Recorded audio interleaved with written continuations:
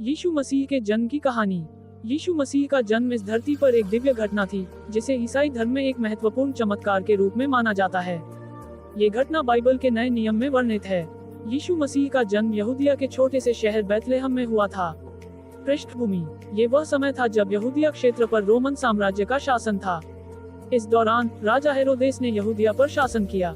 लोगों को मसीहा उद्धारकर्ता के आगमन की प्रतीक्षा थी, जिसकी भविष्यवाणी पुराने धर्मग्रंथों में की गई थी। मरियम और यूसुफ। नासरत नामक गांव में मरियम नाम की एक युवती रहती थी। वह एक साधारण लेकिन अत्यंत धार्मिक और पवित्र महिला थी। मरियम की सगाई यूसुफ नामक व्यक्ति से हुई थी, जो पेशे से बड़ई था। एक दिन स्वर्गदूत गैब्रियल मरियम के पास आए और उन्हें संदेश दिया। हे मरियम, प्रभु ने तुम्हें चुना है। तुम एक पुत्र को जन्म दोगी, जिसका नाम यीशु रखना। वह महान होगा और उसे परमेश्वर का पुत्र कहा जाएगा। मरियम इस संदेश को सुनकर पहले घबरा गईं, लेकिन स्वर्गदूत ने उन्हें भरोसा दिलाया कि यह सब ईश्वर की योजना के अनुसार होगा। यूसुफ का सपना। मरियम के गर्भवती होने की बात सुनकर यूसुफ ने चुपचाप उनसे अलग होने का विचार किया। लेकिन उसी रात एक स्वर्गदूत ने यूसुफ को स्वप्न में दर्शन दिए और कहा, डरो मत, मरियम को अपनी पत्नी के रूप में स्वीकार करो।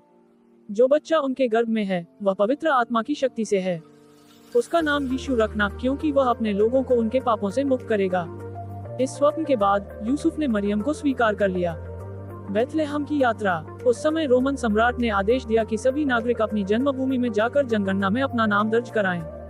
यूसुफ और मरियम को भी नासरत से बैतलहम की यात्रा करनी पड़ी। मसीहा का जन्म। जब वे बैतलहम पहुंचे तो शहर में काफी भीड़ थी। सराय में ठहरने की जगह नहीं मिली, इसलिए उन्हें एक गौशाला में रुकना पड़ा। वहीं मरियम ने आधी रात को एक पुत्र को जन्म दिया। उन्होंने उसे कपड़ों में लपेटकर चरनी में रखा। स्वर्गदूतों का संदेश। उस रात पास के खेतों में कुछ गड़िए अपने झुंड की देखभाल कर रहे थे। तभी स्वर्गदूत प्रकट हुए और उन्होंने घोषणा की, डरो मत, मैं तुम्हें एक बड़ी खुशी का समाचार सुनाता हूँ। आज दाऊद के नगर में तुम्हारे लिए उद्धारकर्ता का जन्म हुआ है। वह मसीह प्रभु है। गड़िए उस गौशाला में गए और यीशु को देखकर ईश्वर की स्तुति की।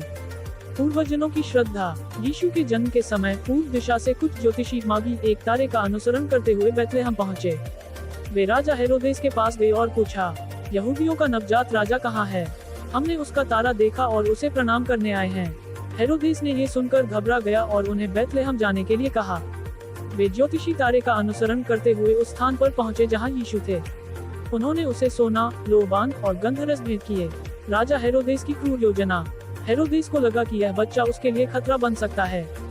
उसने बैतलहम और उसके आसपास के 2 साल से छोटे सभी बच्चों को मारने का आदेश दिया। लेकिन एक स्वर्गदूत ने यूसुफ को स्वप्न में चेतावनी दी और कहा, अपने परिवार को लेकर मिस्र भाग जाओ।